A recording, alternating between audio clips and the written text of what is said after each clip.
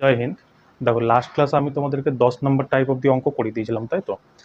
আজকের ক্লাসে আমরা কয়েন বেসড যেসব অঙ্কগুলো আমাদের পরীক্ষাতে আসে সেগুলো নিয়ে আলোচনা করবো, কেমন? তো তোমরা হেডিং দিয়ে নাও। লাস্ট ক্লাসে কত হয়েছিল? টাইপ নাম্বার 10 অব্দি হয়েছিল, টাইপ নাম্বার 11 কয়েন বেসড। তো কয়েন বেসডে না দুই রকম টাইপের প্রশ্ন আমাদের পরীক্ষাতে আসে।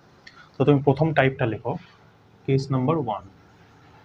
যদি প্রশ্নে কয়েনের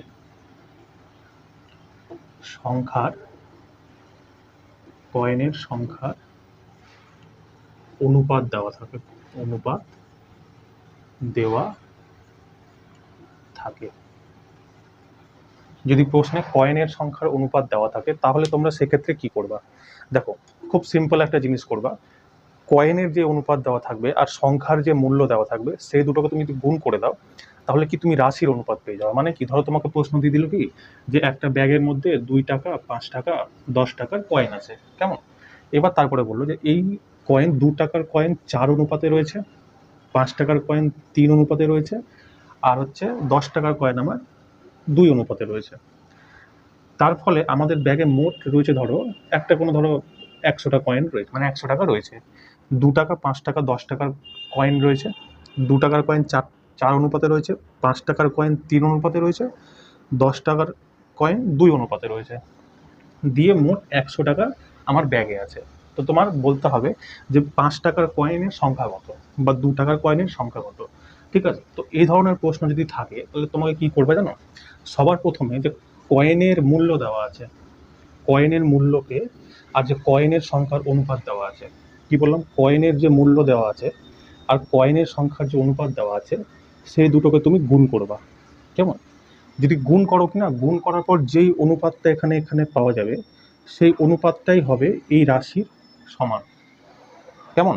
কি বললাম, যদি প্রশ্নে কয়েনের অনুপাত দেওয়া থাকে, কয়েনের অনুপাত মানে কি, এটা হচ্ছে কয়েনের অনুপাত 4:3:2, আর এটা হচ্ছে মূল্য 2 টাকা, 5 টাকা, 10 টাকা। এই দুটো মিলিয়ে টোটাল তোমার ব্যাগের মধ্যে 100 টাকা আছে, যার মধ্যে 2 টাকার কয়েনও আছে, 5 টাকার কয়েনও আছে, 10 টাকার কয়েনও আছে। তাহলে তো যদি তোমাকে প্রশ্নে জিজ্ঞেস করে, আচ্ছা বলো ব্যাগের মধ্যে 5 টাকার কয়েন কটা আছে, তখন তুমি কি করবা? প্রথম কাজ হবে তোমার মূল্যের যে অনুপাত রয়েছে, মূল্যের অনুপাত দিয়ে কয়েনের সংখ্যার যে অনুপাত সেই দুটোকে তুমি যোগ করবা, সরি গুণ করবা। গুণ করলে কি হবে, যে অনুপাতটা পাওয়া যাবে সেই অনুপাতটা এই রাশির সমান হয়ে যাবে। ঠিক আছে? তো তোমরা লিখে নাও, কেমন? এটা মিটিয়ে দিচ্ছি, তোমরা লিখে নাও। যদি প্রশ্নে কয়েনের সংখ্যার অনুপাত দেওয়া থাকে তো সবার প্রথমে কি করতে হবে? প্রথমে কয়েনের মূল্য দিয়ে কয়েনের মূল্য ও অনুপাত, কয়েনের মূল্য ও অনুপাতকে গুণ করতে হবে, গুণ করতে হবে। গুণ করার পর যে অনুপাতটা পাওয়া যাবে, কিনা গুণ করার পর যে অনুপাতটা পাওয়া যাবে সেটা কি হবে, মোট রাশিকে রিপ্রেজেন্ট করবে। তো কি বললাম, গুণ করার পর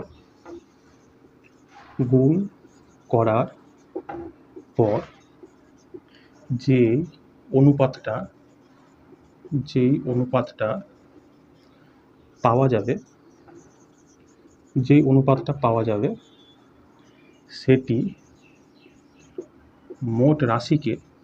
মোট রাশিকে রিপ্রেজেন্ট করবে, কেমন? এটা হচ্ছে নিয়ম, তোমরা এটা লিখে নাও। কি বললাম, যদি প্রশ্নে কয়েনের সংখ্যার অনুপাত দেওয়া থাকে সবার প্রথমে কয়েনের মূল্য ও অনুপাতকে গুণ করবা, গুণ করার পর যে অনুপাতটা পাওয়া যাবে সেই অনুপাতটা কি হবে, মোট রাশিকে রিপ্রেজেন্ট করবে, কেমন? যেমন একটা প্রশ্ন তোমরা লেখো, এটা মিটিয়ে দিচ্ছি, কেমন? এটা তোমরা স্ক্রিনশট নিয়ে লিখে নিও। দেখো, একটা প্রশ্ন আমি তোমাদেরকে দিয়েছি, প্রশ্নটা কি বলেছে যে একটি ব্যাগে 2 টাকা, 5 টাকা ও 10 টাকার কয়েন রয়েছে যাদের সংখ্যার অনুপাত 5:3:2। ঠিক আছে? যদি ব্যাগে মোট 1800 টাকা থাকে তবে 2 টাকার কয়েনের সংখ্যা কত? ঠিক, প্রশ্নটা তুমি কি করে চিনবে? প্রশ্নে দেখো সংখ্যার অনুপাত দেওয়া আছে, সংখ্যার অনুপাত যখন দেওয়া থাকবে তখন আমি তোমাকে দুটো পয়েন্ট লাগালাম। প্রথম পয়েন্টে কি বললাম, যে মূল্য যেটা আছে সেই মূল্যের সাথে অনুপাতের গুণ করতে হবে। আমাকে মূল্য মানে প্রাইস আমাকে দিয়ে দিয়েছে কত, 2 টাকা, 5 টাকা, 10 টাকা, রাইট। আর আমাকে অনুপাত কত দিয়েছে, রেশিও আমাকে দিয়ে দিয়েছে 5-3-2, 5-3-2। এবার এই দুটোকে গুণ করতে কি, যদি গুণ করি আমরা কিসের পাবো, মোট রাশির অনুপাত পেয়ে যাবো। 5 দুগুণী 10, 5 তিনে 15, 10 দুগুণী 20। এই যে আমরা এই অনুপাতটা পেলাম, এই অনুপাতটা কাকে রিপ্রেজেন্ট করছে, মোট রাশিকে রিপ্রেজেন্ট করছে।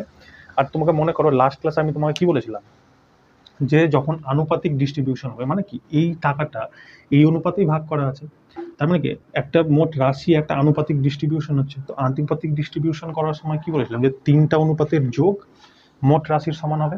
তো দেখো 10 + 15 + 20 সমান সমান কত, 45।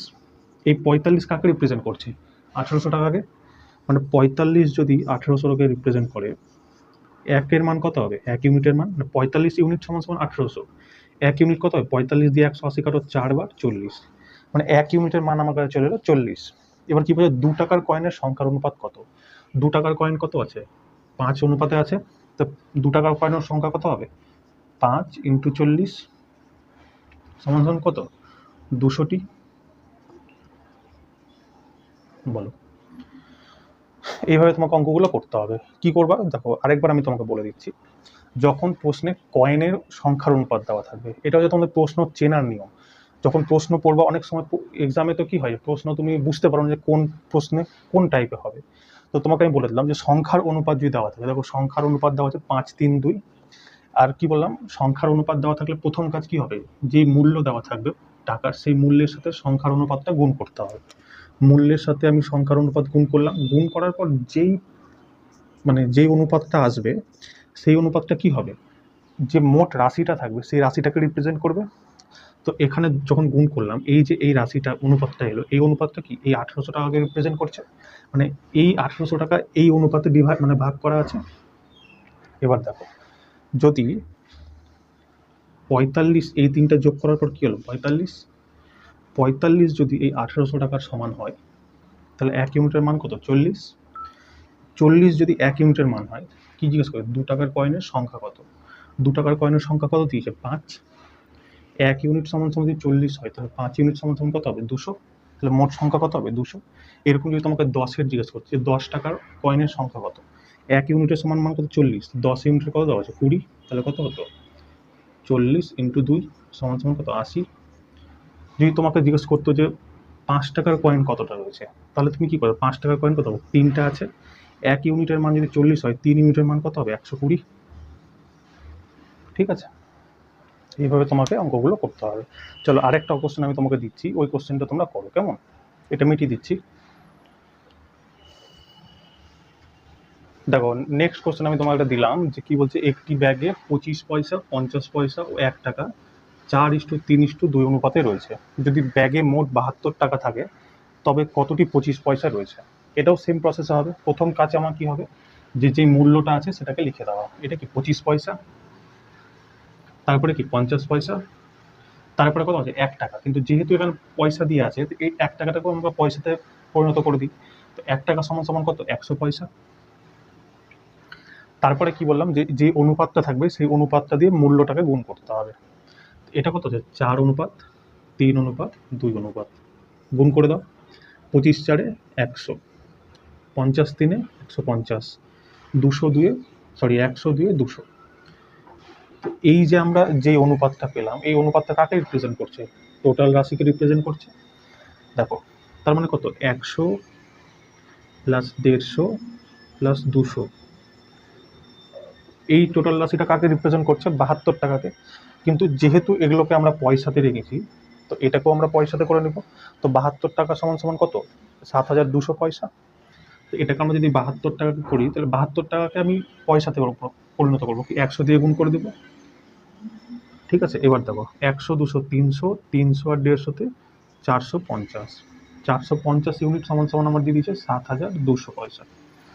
কাটো এবার, 0 দিয়ে 0 কেটে গেল, 9 বারে এটা কাটলো কত, 5 বার, 9 বারে এটা কাটলো 8 বার, 8 9 72 0, 5 বারে এটা ছিল 16 বার। 1 ইউনিটের মান আমাকে দিয়ে দিয়েছে 16।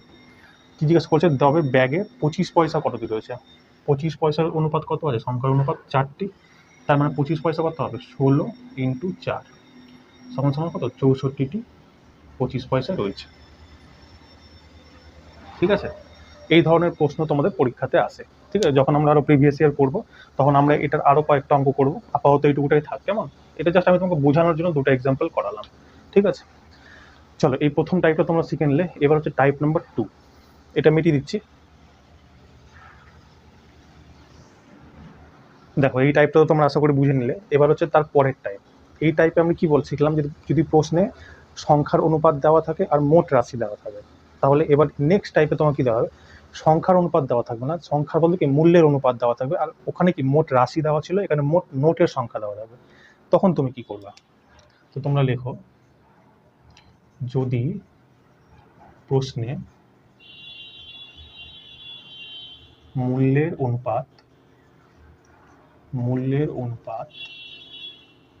অনুপাত ও মোট নোটের সংখ্যা দেওয়া থাকে, দেওয়া থাকে, তখন তোমরা কি করবা? আগেরটাতে কি ছিল, যে মোট সংখ্যার অনুপাত দেওয়া ছিল আর মোট রাশি দেওয়া ছিল, এখানে কি মূল্যের অনুপাত দেওয়া থাকবে আর নোটের সংখ্যা দেওয়া থাকবে। যদি প্রশ্ন এই ধরনের থাকে তখন তুমি কি করবা, প্রথম পয়েন্ট লেখো। প্রথম পয়েন্ট হচ্ছে, তোমাকে যে অনুপাত দেওয়া থাকবে সেই অনুপাতটাকে মূল্য দিয়ে ভাগ করতে হবে। আগেরটা কি ছিল, অনুপাতকে মূল্য দিয়ে গুণ করতে হচ্ছিল, এখানে হবে কি, প্রথমে অনুপাতকে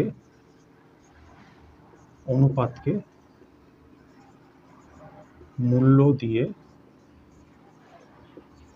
ভাগ করতে হবে।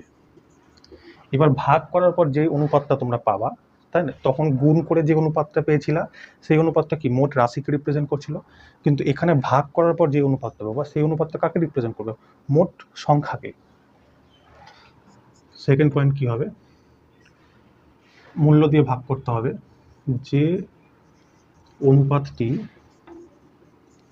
যে অনুপাতটি পাওয়া যাবে, ভাগ করার পর একটা অনুপাত তো পাওয়া যাবে, সেই অনুপাতটা কি হবে, সেটি মোট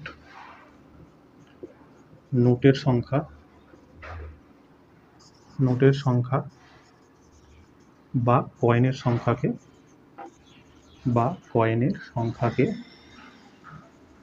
সংখ্যাকে রিপ্রেজেন্ট করবে।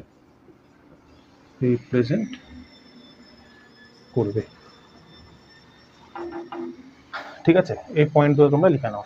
কি বললাম, যদি প্রশ্নে মূল্যের অনুপাত ও মোট নোটের সংখ্যা দেওয়া থাকে, প্রথমে অনুপাতকে মূল্য দিয়ে ভাগ করতে হবে, ভাগ করার পর যে অনুপাতটা পাওয়া যাবে সেইটা কি মোট নোটের সংখ্যা বা কয়েনের সংখ্যাকে রিপ্রেজেন্ট করবে। যেমন একটা প্রশ্ন আমি তোমাদেরকে দিচ্ছি, ওই প্রশ্নটা তোমরা কি সলভ করো। ঠিক আছে, এটা মিটিয়ে দিচ্ছি। তো দেখো একটা প্রশ্ন আমি তোমাদেরকে দিয়েছি, প্রশ্নটা কি বলছে, যে একটি ব্যাগে 10 টাকা, 20 টাকা ও 50 টাকার নোট রয়েছে, যাদের মূল্যের অনুপাত 4:3:2। যদি ব্যাগে মোট 118টি নোট থাকে তবে 10 টাকার নোটের সংখ্যা কত? দেখো এই টাইপটার সাথে মিললো, মূল্যের অনুপাত মোট সংখ্যা দেওয়া আছে, প্রশ্নে কি মূল্যের অনুপাত আর মোট নোটের সংখ্যা দেওয়া আছে। এই জন্য তোমাকে প্রথম কি করতে বললাম, যে অনুপাতকে যেটা আছে সেটা মূল্য দিয়ে ভাগ করতে হবে, প্রথম কাজ। তো প্রথম কাজ আমার কি, অনুপাত কত আছে, 4 কত আছে, 10 টাকা, ভাগ করলাম। দ্বিতীয়টা কি আছে, 3, এটাকে আমরা ভাগ করবো কি 20 দিয়ে। তারপরে কি 50 টাকা, অনুপাত কত, 2, নিচে 50, তাই তো। এবার দেখো এই অনুপাতে আমরা পেলাম, ভাগ করার পর যে অনুপাতটা পাবো সেই অনুপাতটা কি মোট নোটের সংখ্যার সমান হবে। কিন্তু আমি তোমাদেরকে একটা জিনিস বেসিকে বলেছিলাম, যে অনুপাত কখনো ভগ্নাংশ রূপে থাকতে পারে না, তাই না। তো অনুপাতকে যদি ভগ্নাংশ রূপে থাকে, তার মানে কি প্রত্যেক নিচে যে হর আছে সেই হরের আমার এলসিএম নিতে হবে। এলসিএম নেওয়ার পর প্রত্যেকটা ভগ্নাংশের সাথে আমার যদি ইন্ডিভিজুয়াল গুণ করি, তাহলে আমি মোট একটা সরল অনুপাত পেয়ে যাব। এটা মনে আছে, দেখো 10, 20, 50, এর যদি আমি এলসিএম নিই কত হবে, 100, তাই তো। এলসিএম হয়ে যাবে আমার 100। এবার দেখো এই 100কে যদি আমি 4/10 দিয়ে গুণ করি তাহলে কত পাবো, 4/10 দিয়ে যদি 100কে গুণ করি কত পাবো? 40। দ্বিতীয় কি আছে, 3/20-কে যদি আমি 100 দিয়ে গুণ করি কত পাবো? 15। এই 50, 2/50-কে যদি 100 দিয়ে গুণ করি তাহলে কত পাবো? এখানে যদি আমি 100 দিয়ে গুণ করি, 50 বটে কাটলো 2, 2 দুগুণই 4, মানে একটা সরল অনুপাত আমি পেয়ে গেলাম, তাই তো? এবার এই অনুপাতটা কাকে রিপ্রেজেন্ট করবে? মোট নোটের সংখ্যাকে রিপ্রেজেন্ট করবে। তো কত আছে? 40 আর 15, 45। 45 4-এ 59। 59 কাকে রিপ্রেজেন্ট করবে? 118-কে, তাই তো? তাহলে 1 ইউনিট সমান সমান কত? 1 ইউনিট সমান সমান 2। কি জিজ্ঞাসা করছে? 10 টাকার নোটের সংখ্যা কত? 10 টাকার নোট কত দেওয়া আছে? 10 টাকার নোট 4 ইউনিটে আছে, এটাই হচ্ছে আমার সংখ্যা। তো কত হবে? যখন আমরা 4 ইউনিট, তো এটা তো এইভাবে ছিল, এবার যখন আমরা সলভ করলাম 40 ইউনিট পেলাম 10 টাকার নোটের সংখ্যা। তো কত হবে? 40 ইন্টু 2 সমান সমান 80 টাকা, সরি 80টি টাকা না, 10 টাকার নোটের সংখ্যা কত? 80টি নোটের সংখ্যা, তাই তো? তো দেখো আমি তোমায় কি বললাম, যখন মূল্যের অনুপাত মোট সংখ্যা দেওয়া থাকবে তখন তোমায় কি হবে, মূল্যের যে অনুপাত আছে সেটাকে তুমি এই নোট যে আছে সেই নোটের সংখ্যা, মানে নোটের যে মূল্যটা আছে সেটা দিয়ে ভাগ করবা। তো যদি অনুপাতকে আমরা মূল অনুপাত নোট দিয়ে ভাগ করি তাহলে একটা অনুপাত, যে অনুপাতটা পাওয়া যাবে সেই অনুপাতটা কি মোট রাশিকে রিপ্রেজেন্ট করবে। যদি মোট রাশিকে রিপ্রেজেন্ট করে কিন্তু এই অনুপাতটা কি ভগ্নাংশ রূপে আছে, আর ভগ্নাংশ রূপে অনুপাত থাকতে পারে না, তাকে সরল অনুপাতে পরিবর্তন করতে হয়। সরল অনুপাতে পরিবর্তন করতে গেলে কি নিচে হর যে আছে তার এলসিএম নিতে হয়, নিয়ে প্রত্যেকটা সাথে ইন্ডিভিজুয়াল গুণ করতে হয়। গুণ করার পর আমি একটা সরল অনুপাত পেয়ে গেলাম কি 40:15:4। এটা কি নোটের সংখ্যার সমান হবে, মানে এই তিনটা যে অনুপাত পাওয়া গেল এটা ব্যাগে যে মোট নোট থাকবে সেটাকে রিপ্রেজেন্ট করছে। যদি 40:15:4-এর মানে ওর আনুপাতিক ডিস্ট্রিবিউশন যদি 118 সমান হয় তাহলে 1 ইউনিটের মান কত হবে? 1 ইউনিটের মান চলে এলো আমার 2, কারণ এই টোটালটা অনুপাতের যোগকে আমার এটা দিয়ে ভাগ করতে হবে। 2 চলে এলো। এবার প্রশ্ন জিজ্ঞাসা করছে 10 টাকার নোটের সংখ্যা কত? 10 টাকার নোটের সংখ্যা কত দিয়েছে আমাকে? 40 পেয়েছি আমরা। তো 40 ইন্টু 2 কত হবে? 80। বুঝতে পারলে? চলো আরেকটা অঙ্ক আমি তোমাকে দিচ্ছি, ওই অঙ্কটা তোমরা করো, ঠিক আছে? তাহলে আরো ভালো বুঝতে পারবে। এটা মিটিয়ে দিচ্ছি। দেখো একটা অঙ্ক আমি তোমাকে দিয়েছি, অঙ্কটা কি বলছে যে একটি ব্যাগে 5 টাকা, 10 টাকা, 20 টাকার মোট 144টি নোট রয়েছে। যদি তাদের মূল্যের অনুপাত 8:6:4 হয় তবে 20 টাকার মোট কতটি নোট ব্যাগে রয়েছে? এখানে মূল্যের অনুপাত দিয়ে দিয়েছে আর নোট সংখ্যা দিয়ে দিয়েছে। তো আমাকে কি বের করতে হবে? সবার প্রথমে মোট যে সংখ্যা দেওয়া আছে, মোট 144টি নোট দেওয়া আছে, সেই সংখ্যার অনুপাতটা আমাকে বার করতে হবে। প্রথমে মূল্যের অনুপাত আর কি মোট যে নোটটা আছে তাকে কি ভাগ করতে হবে। তো প্রথম কাজ হবে আমার, মূল্য কত আছে 8, সরি মূল্যের অনুপাত কত 8, 8কে আমরা 5 দিয়ে ভাগ করব। তারপরে কি 6, 6কে আমরা কত 10 দিয়ে ভাগ করব। তারপরে কি 4, 4কে আমরা 20 দিয়ে ভাগ করব। আগেরটাতে আমরা যখন সংখ্যার অনুপাত দেওয়া ছিল তখন আমরা গুণ করেছিলাম, এখন মূল্যের অনুপাত দেওয়া আছে তাই আমরা ভাগ করব। যখন ভাগ করলাম, ভাগ করার পর দেখলাম কি যে আমাদের এই যে অনুপাতটা আছে সেটা ভগ্নাংশে চলে আসছে, আর ভগ্নাংশ অনুপাত থাকতে পারে না, একে সরল অনুপাতে পরিণত করতে হয়। তো এটার এলসিএম কত হবে? 5, 10, 20 এলসিএম 20 নিতে পারি। তো এর যদি আমি 20 এলসিএম নিই, দেখো 5 4-এ 20, যখন 8/5-কে আমি 20 দিয়ে গুণ করবো কত হবে? 5 4-এ 20, 20 8-এ, সরি 5 আর 4, 4 8-এ 32, 10 দিয়ে যদি 20-কে কাটি তবে 2, 2 2 6-এ 12, 20 দিয়ে 20 কেটে এলো 4, মানে মোট যে নোট আছে সেটা আমার 32, 12 আর 4 এই ইউনিটে ভাগ করা আছে। তো 32, এই যে 144টা যে নোট আছে এটা এই রেশিওতে ডিস্ট্রিবিউট করা আছে। তো কি হবে 32 আর 4-এ কত 36, 36 আর 12-তে কত 48, 48 ইউনিট আমাকে দিয়ে দিয়েছে 144-এর সমান। 1 ইউনিটের মান কত হবে? 1 ইউনিটের মান আমার চলে আসবে 3। এবার কি জিজ্ঞাসা করছে, মোট 20 টাকার মোট কতটি নোট ব্যাগে রয়েছে? 20 টাকা কত আছে 20, আর কত ওই অনুপাত আছে 4 অনুপাতে। তো সরি 20 টাকার অনুপাত আমাকে কত 4 অনুপাতেই আছে, তাই তো? তো 3 ইন্টু 4 সমান সমান কত? 12টি নোট আমাদের ব্যাগে রয়েছে। বুঝতে পারলে? দেখো আরেকবার তোমাকে বলে দিচ্ছি, যখন প্রশ্নে মূল্যের অনুপাত আর মোট সংখ্যা দেওয়া থাকবে তখন কি অনুপাত, মূল্য দিয়ে অনুপাতকে প্রথমে ভাগ করবা, ভাগ করার পর যে অনুপাতটা পাওয়া যাবে সেই অনুপাতটা কি আমাদের মোট নোটের সংখ্যাকে রিপ্রেজেন্ট করবে। আর যদি যেই অনুপাতটা পাওয়া যাবে সেইটার আনুপাতিক ডিস্ট্রিবিউশন যদি নোটে হয় তাহলে এর আনুপাতিক যোগফলেই নোটের সমান হবে। তো যদি আমরা যোগ করি, যোগ করার পর 144 ইউনিটের সমান করি, তো 1 ইউনিটের মান আমরা পেলাম 3। জিজ্ঞেস করছি 20 টাকার মোট কতটি নোট ব্যাগে রয়েছে। 20 টাকার নোট কত, 4টি ব্যাগে রয়েছে। 1 ইউনিটের মান যদি 3 হয় তো 4 ইউনিটের মান কত হবে, 12। তাহলে 20 টাকার নোট কতটা ব্যাগে রয়েছে, 20টা, 12টি নোট ব্যাগে রয়েছে। ঠিক আছে, তো চলো, কয়েন বেসডের এই দুটো টাইপ আমাদের প্রশ্নে আসে। এই টাইপটা থেকে অত প্রশ্ন আসে না, কিন্তু যে আগের টাইপটা বললাম ওই আগের টাইপটা থেকে ভরে ভরে প্রশ্ন আমাদের পরীক্ষাতে আসে। ঠিক আছে, তো চলো, এটা হয়ে গেল, এটা মিটিয়ে দিচ্ছি। চলো, কয়েন বেসড থেকে যেসব প্রশ্ন আমাদের পরীক্ষাতে আসে সেটার টাইপ আমরা শিখে গেলাম, তাই তো। এবার আমরা শিখবো যে মজদুরি যদি হয়, তোমরা যদি টোটাল মজদুরি বার করতে হয় তখন আমরা কিভাবে করব। তো তোমরা লেখো টাইপ নাম্বার 12, যদি প্রশ্নে মজদুরি দেওয়া থাকে, মজদুরি দেওয়া থাকে। দেখো এই টাইপটা না কোনো রকম মানে কোনো একটা ফিক্সড নিয়ম নেই, বুঝলো তো, যে এই নিয়মে করতে হবে। এই টাইপটা কি তুমি যে কোনোভাবে করতে পারো, মোট কথা তোমার অ্যান্সার মিলাতে হবে। ঠিক আছে, তো একটা প্রশ্ন আমি তোমাকে দিচ্ছি, ওই প্রশ্নটা তোমরা করো কেমন। দেখো একটা প্রশ্ন আমি তোমাদেরকে দিয়েছি, প্রশ্নটা কি বলছে যে 45 জন ব্যক্তির দলে পুরুষ, মহিলা ও বাচ্চা 2:3:4 অনুপাতে রয়েছে। একটি পুরুষ, একটি মহিলা ও একটি বাচ্চার দৈনিক মজদুরির অনুপাত 5:3:2। যদি তাদের দৈনিক মজদুরি 13,500 টাকা হয় তবে পুরুষদের মোট দৈনিক মজদুরি কত। দেখো এরকম প্রশ্ন না, যেটা তোমাকে প্রশ্ন চাইবে, যেমন কি পুরুষদের দৈনিক মজদুরি বার করতে হবে, তারপর তাহলে কি তুমি সবার প্রথমে পুরুষদের সংখ্যা বার করে নেবা। দেখো 45 জন আছে 2:3:4 অনুপাতে, মানে কি 4 3 7, 7 যোগ 2 9, 9 ইউনিট সমান সমান আমাকে দিয়ে দিয়েছে 45। 1 ইউনিট কত, 5। তা পুরুষ কত আছে, 2 ইউনিট, তাহলে পুরুষদের কত হবে, তাহলে মেল যদি আমি ধরে নিই কত, 5 দুগুণি 10 জন, 10টা পুরুষ আমাদের এই কাজে আছে। ঠিক আছে, তারপরে কি হবে, যে বলছি একটি পুরুষ, একটি মহিলা ও একটি বাচ্চার দৈনিক মজদুরি অনুপাত 5:3:2। তার মানে কি টোটাল দৈনিক মজদুরি কত হবে, একটা পুরুষ কত হচ্ছে 2 ইউনিট, আর পুরুষের মজদুরি কত 5:2। মহিলা কত আছে 3 ইউনিট মহিলা আছে, আর প্রত্যেক মহিলার দৈনিক মজদুরি কত 3, তো 3 × 3।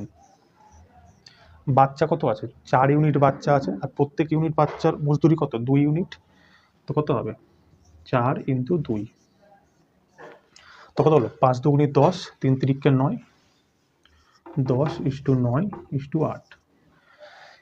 এই যে ইউনিটটা পাওয়া গেল, এটা কি, এটা দৈনিক মজদুরি ইউনিট পাওয়া গেল। মানে কি এখানে যে টাকাটা এটা ডিস্ট্রিবিউট করা হচ্ছে এই অনুপাতে ডিস্ট্রিবিউট করা হচ্ছে, আর টাকার পরিমাণ কত আছে 13,500 টাকা, মানে 13,500 টাকা এই ইউনিটটা আমাদের ডিস্ট্রিবিউট করা হচ্ছে। তো 10 + 9 কত হয় 19, 19 আর 8 কত হয় 27, 27 ইউনিট সমান সমান আমাকে দিয়ে দিয়েছে 13,500 টাকা। তো 1 ইউনিটের মান কত, 27 বারে কেটে হলো 5 বার 500, 1 ইউনিটের মান আমাকে দিয়ে দিয়েছে 500 টাকা। এবার কি জিজ্ঞেস করেছে, পুরুষদের মোট দৈনিক মজদুরি কত। পুরুষ কতজন আছে, 10 জন পুরুষ আছে, প্রত্যেক পুরুষ কত 500 টাকা করে পাচ্ছে, 1 ইউনিটের মান 500, তাহলে মোট মজদুরি কত হয়, মোট দৈনিক মজদুরি 500 × 10 সমান সমান কত 5,000 টাকা। এই 5,000 টাকা কি 10 জন পুরুষের মধ্যে ভাগ হচ্ছে, তাই না। যদি তোমাকে প্রশ্ন জিজ্ঞেস করতো যে একজন পুরুষ কত টাকা পায়, তাহলে একজন পুরুষ কত পেত 500 টাকা। যদি জিজ্ঞেস করতো যে একজন মহিলা কত টাকা পাচ্ছে, তাহলে কি হবে, টোটাল মহিলা কত হবে 9, মহিলার কত ইউনিট আছে 3 ইউনিট, তার মানে কত 3 4 7 9, মানে 15 জন মহিলা আছে টোটাল। প্রত্যেকে যদি 500 টাকা করে পায় তাহলে মহিলাদের কত হচ্ছে 7,500 টাকা মহিলারা পাবে। যদি বলে একটা মহিলা কত পাবে 500 টাকা, তাই না। তো এইভাবে তোমাদের এই অঙ্কগুলো করতে হবে। ঠিক আছে, কি বললাম, সবার প্রথমে যে যার তোমাকে জানতে চাইবে দৈনিক মজদুরি, যেখানে পুরুষদের জানতে চাইছে, তো তোমার প্রথম কাজ হবে পুরুষদের সংখ্যাটা বার করে নেওয়া। এই পুরুষদের সংখ্যা বার করে নিয়েছি। তৃতীয়ত কি বলছে যে পুরুষ, বাচ্চা, পুরুষ মহিলা বাচ্চা এই ইউনিটে আছে, আর প্রত্যেকের দৈনিক মজদুরি এত, ঠিক আছে। তার মানে কি, যদি একজন পুরুষ যদি 5 ইউনিট পায়, তা দুজন কত পাবে? 10 ইউনিট। তিনজন ইউনিট যদি, মানে একজন যদি 3 ইউনিট পায়, তাহলে তিনজন কত পাবে? 9 ইউনিট। একজন যদি 2 ইউনিট পায়, তো চারজন কত পাবে? 8 ইউনিট। এই যে দৈনিক মজদুরি হলো, এই টাকাটা কি মোট টাকার সমান? তার মানে কি, এই তিনটা যদি আমি যোগ করি, মানে এই টাকাটা কি এই তিনজনের মধ্যে ডিস্ট্রিবিউট হয়েছে, তাহলে এই তিনটার যোগ এই মোট রাশির সমান হবে। তো মোট রাশি যখন সমান করলাম, দেখলাম প্রত্যেকে 500 টাকা করে পাচ্ছে। প্রশ্ন আমাকে জিজ্ঞাসা করেছি পুরুষদের মোট দৈনিক মজদুরি কত। পুরুষ যে কত আছে, মোট দৈনিক পুরুষদের, মানে একজন পুরুষের কথা জিজ্ঞেস করেনি। যদি এখানে জিজ্ঞেস করি প্রতি পুরুষের, তাহলে হতো 500, কিন্তু পুরুষদের বলেছে, মানে কি 10 জন পুরুষের মোট বলেছে। একজন পুরুষ যদি 500 টাকা পায়, তাহলে 10 জন পুরুষ কত পাবে? 5000 টাকা, তাই না? এটা বুঝতে পারলে? তো চলো, এই ছিল আমাদের আজকের ক্লাস। আমাদের আজকে অনুপাত সম্পূর্ণভাবে শেষ হয়ে গেল, সব টাইপ আমরা করে নিয়েছি। কালকের ক্লাসে আমরা হচ্ছে সমানুপাত করব, ঠিক আছে। সমানুপাত একটা ক্লাস লাগবে, পুরো কনসেপ্ট আমি তোমাদের ক্লিয়ার করে দেবো। মানে পরশুদিন থেকে আমাদের কোশ্চেন প্র্যাকটিস শুরু হয়ে যাবে। যত মোটামুটি ধর 2003-4 থেকে যেসব প্রশ্ন আমাদের রেলওয়েতে এসছে, একদম 2024 অবধি সব প্রশ্ন আমরা করব, কেমন? তো চলো, দেখা হচ্ছে নেক্সট ক্লাসে। জয় হিন্দ।